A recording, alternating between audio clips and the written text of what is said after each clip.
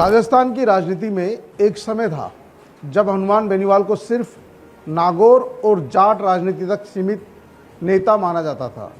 विरोधियों का आरोप था कि बेनीवाल की राजनीति कुछ जिलों और कुछ खास वर्गों तक सिमटी हुई है, लेकिन पिछले कुछ सालों में और कुछ महीनों में घटनाक्रम तेजी से बदला है। पहले दूदू के भैराणा धाम आंदोलन, फिर जयपुर में नरसिंहकर्मी दीपक खारवाल की मौत का प्रकरण और अब जयपुर में ही दीपक मीणा और पन्ना सेपट के बेटे के मौत के मामले में न्याय की मांग को लेकर सीधे हनुमान बेनीवाल के पास पहुंचे हैं और राजनीतिक गलियारों में एक नई चर्चा को जन्म दे रहा है।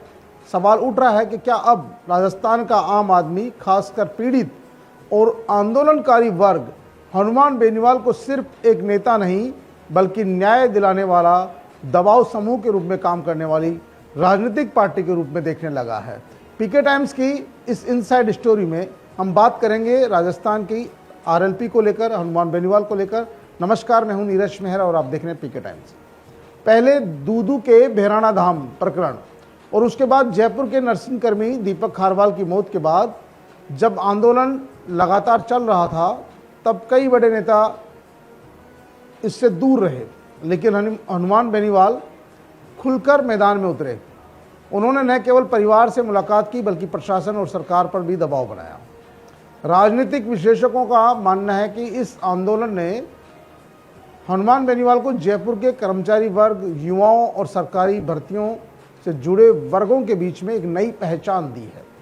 यही कारण है कि जब हास्य कलाकार दीपक मीणा उर्फ पन्ना सेपट अपने बेटे की मौत की निष्पक्ष जांच और आरोपियों की गिरफ्तारी की मांग को लेकर हनुमान बेनीवाल से मुलाकात करने पहुंचे और उनसे न्याय दिलाने की मांग की।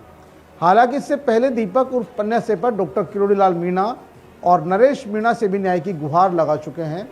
लंबे समय से राजस्थान के जो कलाकार है, राजस्थानी कलाकार है, वो लगातार धरना प्रदर्शन कर रहे हैं, लेकिन पन्ना सेपट की सुनवाई कहीं नहीं हुई है। लगातार खुद उन्होंने, उनके जो कलाकार, साथी कलाकार थे, उन्होंने धरने प्रदर्शन किए, कैंडल मार्च निकाले, लेकिन कहीं ना कहीं पन्ना सेपट को न्याय नहीं मिला। लेकिन अब पन्ना सेपट को न्याय की उम्मीद है। देखना यह कि बेनीवाल क्या एक गरीब पिता के बेटे की जो हत्या हुई है या उसकी आत्महत्या हुई है, जो भी कारण रहा है, उन पूरे कांड का खुलासा करवाएंगे? क्या उनके आरोपियों की गिरफ्तारी की मांग को लेकर जायज़ तरीके से उठाएंगे? यदि उठाते हैं तो इससे साफ हो जाएगा कि बेनीवाल वर्ष 2028 के विधानसभा चुनाव की तैयारी में जुट गए हैं। वो किसी जाति विशेष के नेता नहीं रहे, वो सभी वर्गों की बात करेंगे, क्योंकि भैराणा धाम में सभी वर्गों की बात थी। दीपक खारवाल की जो मौत थी, एक कर्मचारी जो संविदा कर्मी था, उसकी मौत हो जाती है, उसका मुद्दा उठाया, उसके परिवार को न्याय दिलाया। अब दीपक मीणा और पन्ना सेपट, उसके बेटे की मौत हो जाती है, उनका आरोप है कि उनके बेटे की हत्या कर दी गई। मुकदमा दर्ज होने के बावजूद भी वो लोग पकड़े नहीं गए, गिरफ्तारी नहीं हुई है। और उन्होंने अपनी समाज के स्वजाति नेताओं से भी न्याय की गुहार लगाई थी, लेकिन किसी ने ज़्यादा तवज्जो नहीं दी है। अब उन्होंने बात की है हनुमान बेनीवाल से। हनुमान बेनीवाल ने उनकी बात अच्छे से सुनी है और उन्हें भरोसा दिया है कि वो उनकी आवाज़ को ज़रूर उठाएंगे, बुलंद करेंगे।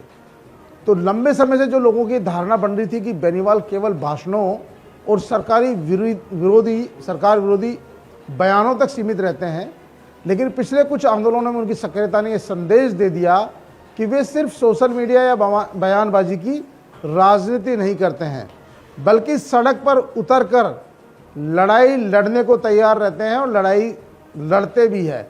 यही वजह है कि अब कई लोग उन्हें आवाज़ उठाने वाले नेता से आगे बढ़कर दबाव बनाकर न्याय दिलाने वाले नेता के रूप में, यानी कि न्याय योद्धा के रूप में देखने लगे हैं।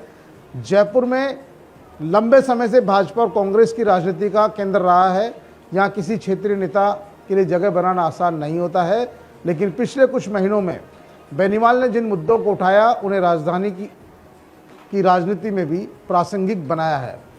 पहले हनुमान बेनीवाल को नागौर का नेता कहा जाता था, अब उन्हें जयपुर के आंदोलनों में भी बुलाया जाने लगा है। इसका बड़ा कारण है कि यहाँ जिसे कांग्रेस का अध्यक्ष बनाया गया है, वो एक हाई प्रोफाइल नेता है जो बड़े शिक्षाविद भी है।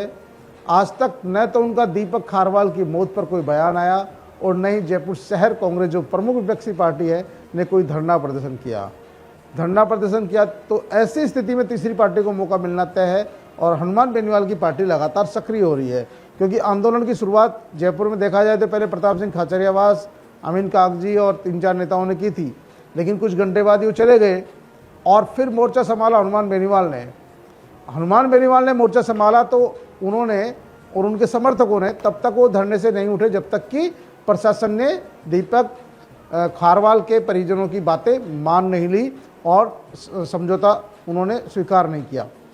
वार्ता हुई, वार्ता के बाद उनकी जो धर्मपत्नी है उसको संविदा पर नौकरी देने की बात हुई, कुछ मुद्दों पर बात हुई और आरएलपी ने खुद ने भी 5 लाख रुपए खुद के पार्टी फंड से देने की बात कही। इसके बाद धरना समाप्त हो गया। इससे जाहिर होता है कि जयपुर शहर में जो प्रमुख विपक्षी पार्टी है, ये काम दरअसल उस पार्टी का था, उस पार्टी को इस मुद्दे को उठाना था, लेकिन उस पार्टी के शहर अध्यक्ष को तो शायद मुझे लगता नहीं है आज तक इस मुद्दे पर उन्होंने कोई बयान भी दिया हो। आंदोलन और धरना प्रदर्शन की तो बात बहुत दूर की है, लेकिन यही कारण है कि अब बेनीवाल की पार्टी राजस्थान में कहीं न कहीं तीसरे बड़े विकल्प के रूप में देखी जाने लगी है और उन्हें पूरे प्रदेश में अब सक्रिय संगठन खड़ा करना होगा।